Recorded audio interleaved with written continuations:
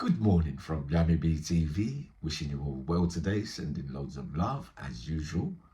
Now, a question's been asked of me by the great China girl, and what a great question. Uncle Yummy, how did you or do you spot the presence of evil in some men, right? Real psychopaths.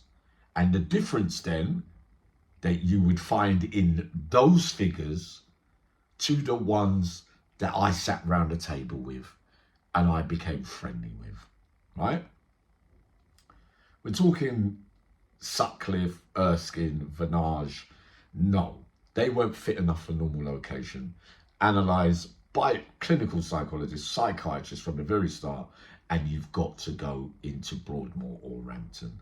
Right, so you know, and I know that the reason why they're there is because they're not coherent with anything other than the mad voices that they're hearing in their heads that are making them do horrific stuff. When I looked at Belfield, John Sweeney, Smitherman, another one, right? Just giving those three as examples, they haven't ended up in mental institutions. They came on normal location. Not many will sit round a table and talk to them unless, you know, you're on the Rule 43 or whatever. But John Sweeney never went on Rule 43. Remember what he did, right? Smitherman, as far as I remember, never went on Rule 43. Belfield, in the end, had to, right? Because he tried all his tactics to stay and it didn't work out and he ended up on Rule 43. They are not deemed to be mentally diagnosed with schizophrenia and other kind of mental illnesses to put them in a mental institution. So their crimes are managed by either hatred towards women through whatever stuff that they went through in their life with little empathy and sympathy for anything around them whatsoever. Smitherman's was a deep case with a little girl being murdered and buried underground and blah, blah, blah. Very callous, very cold, very evil.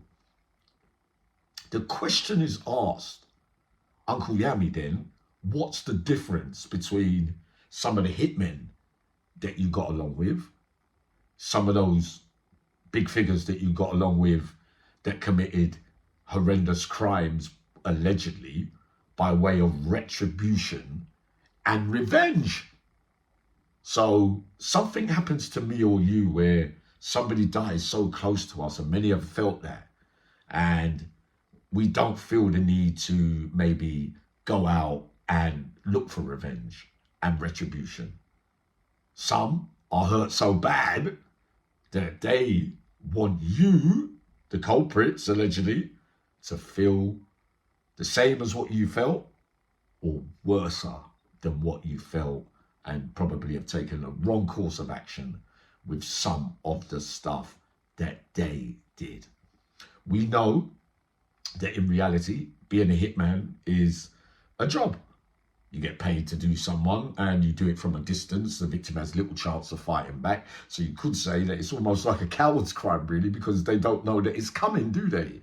But paid bit of work, you know, maybe sometimes you could be a hitman and, you know, you are after some kind of revenge and retribution. I don't know. Well, I've come across cases where that could be the case as well. Me spotting evilness with that mad, bad, sad principle that those psychologists come up with in the category A's especially, and probably in other places now as well. We know that sad means that you're not a psychopath. Your crimes are managed by stuff that happened to you when you was emotionally, but you still have an element of being sympathetic and empathy towards a lot of other serious things and things around you that still affect you and make you feel sad. So you're almost like a normal human being, but because of, you know, abuse and things like that, sad means that, you know, you're self-destructive, you go onto drugs, you don't want to live, you feel so guilty about certain things that you go on a downward spiral and your crimes are motivated. That's what they mean by sad, or you had no way out of doing what you did.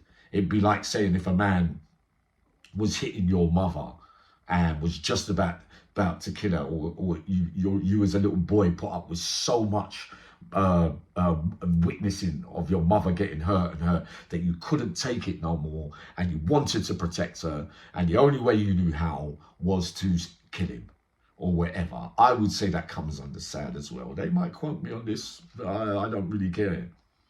Bad means that you're a bad individual who the only way that you find in your head to do things is by way of violence, sometimes to the most horrendous degree that is possible. That's the first thing.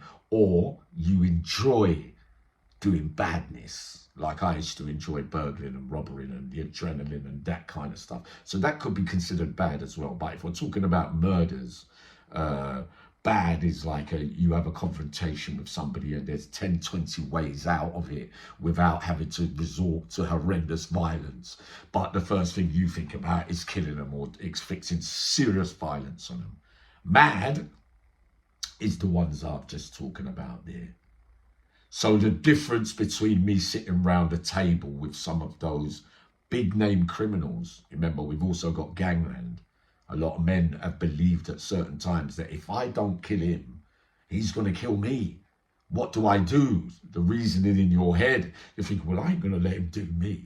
I've got to do him first. But were they right? Were they wrong? Did they react too quickly? Was there another way out? You know, every case on its own merit. But those guys, we're not talking about Belfield, Sweeney and Smitherman at the minute. The guys that I got along with, you could sit at the dinner table with and have normal talks about daily life, about, oh, that's really sad what happened to her. Oh, he's lost his, I feel so sorry for him. You know what I mean? I wish that didn't happen. There was a way out. You know, they talk like normal human beings. I spotted evilness in those three figures, Belfield, the ones I met. Remember, forget Sutcliffe and, you know, the other one, but I never really had time. I never met you. I never sat round the table with you or had good looks at you. You're talking Belfield, John Sweeney and Smitherman. As soon as I saw you, this is how I used to work it out. I find out what your crimes are for first. And I'm thinking to myself, wow, you're not quite right. You're evil. You're a proper wrong un. And you're taking on really weak targets. Not that there should be any target that you should be, but it could only mean that you have a hatred towards women, whether it be sexually or you rejection or something like that, and you've gone way over the top in your mind. But you're not deemed to be suitable for Broadmoor or Rampton.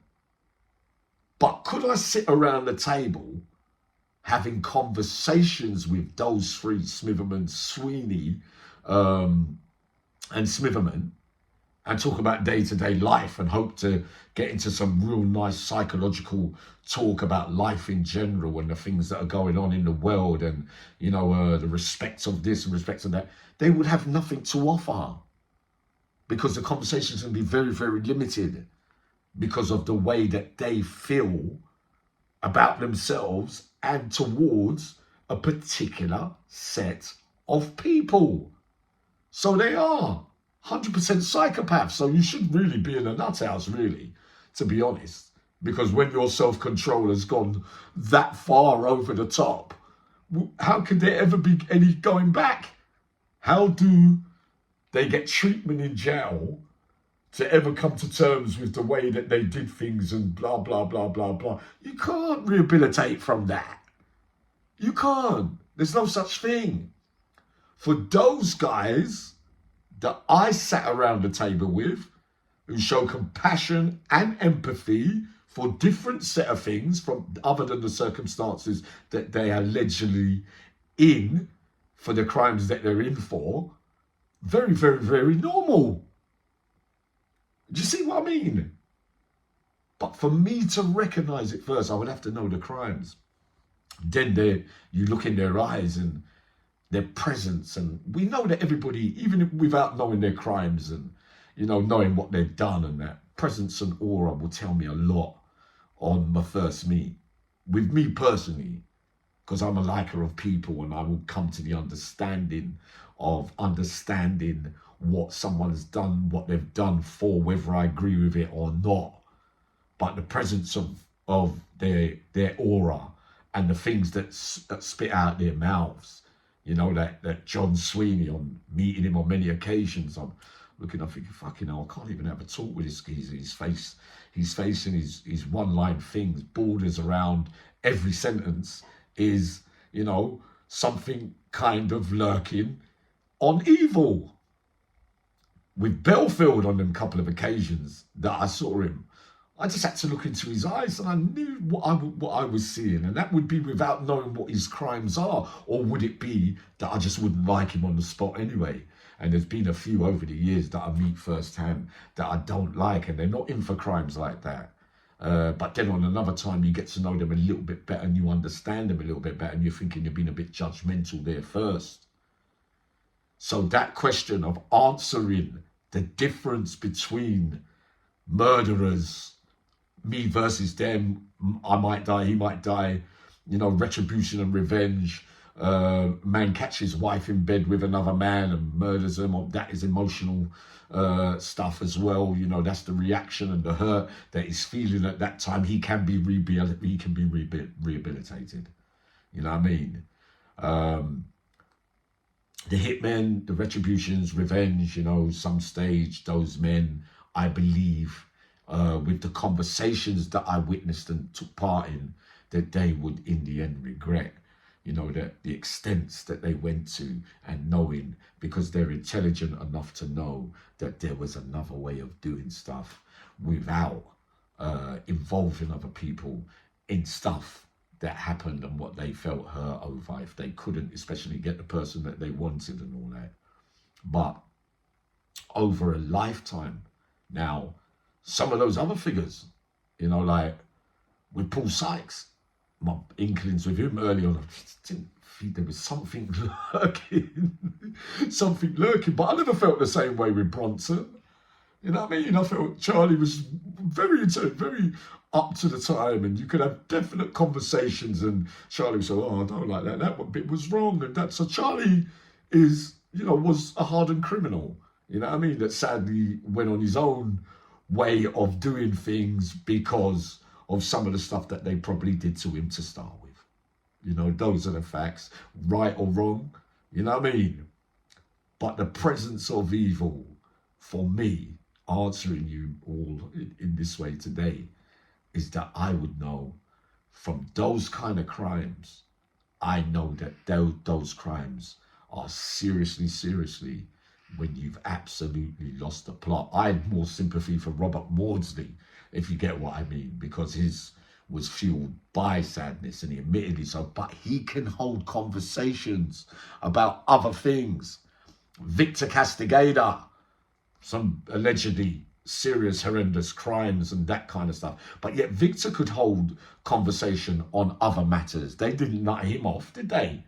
But a lot of people thought he was crackers. I thought he was a bit crackers, but he was, there's many like him in the system that, why are you talking to me? And they take it very serious when they're belittled and disrespected, and take it over the top. But on other subjects, on normal life, things, you know, children, relationships, love, loss, you know, football, whatever, you can offer something of normality to conversations. Those three I've only mentioned today, you couldn't do that. So that tells me that it is beyond evil, if you get what I mean. This is my part one of breaking down. I've got more. I'll be remembering more evil men. So I'm going to bring that up to you very shortly. So this is just a part one. See you all later on today. Sending lots of love.